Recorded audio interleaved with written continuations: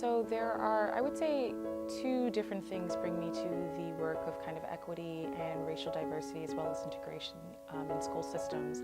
Both a personal past experience with desegregated schools that left me as a sole student of color in my elementary school feeling very silenced and also very not understood, very misunderstood, and not really feeling as though there were teachers and even peers that always understood what that must have felt like or knew anything about my culture, and having to figure out how to truly do a very narrow tightrope walking trick every day of learning how to be bicultural when no one tells you how to be bicultural.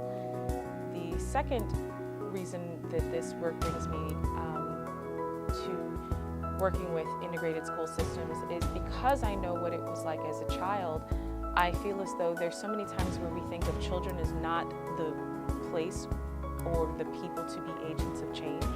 And I think that as long as we keep not having the conversations, whether it's with the adults, as long as we keep not giving that license and power and empowerment to the students, then nothing will change. The work is tough. The work is powerful. But there has to be some kind of inner drive that says, we've struggled, and it's important that the next generation doesn't have to struggle as much as we do. Work is hard, and especially for people who are not used to talking about race, this project is terrifying. Like, let's just call a spade a spade.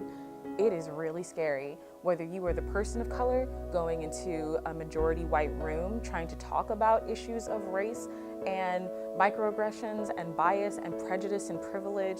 That is generally not a very warming and engaging space for you. That's a space where you automatically know you are going to meet resistance, you are going to meet hostility, people who are going to try to downplay what it is that you have to say, even though there are centuries, if not possibly millennia, of evidence in history that proves that this is true.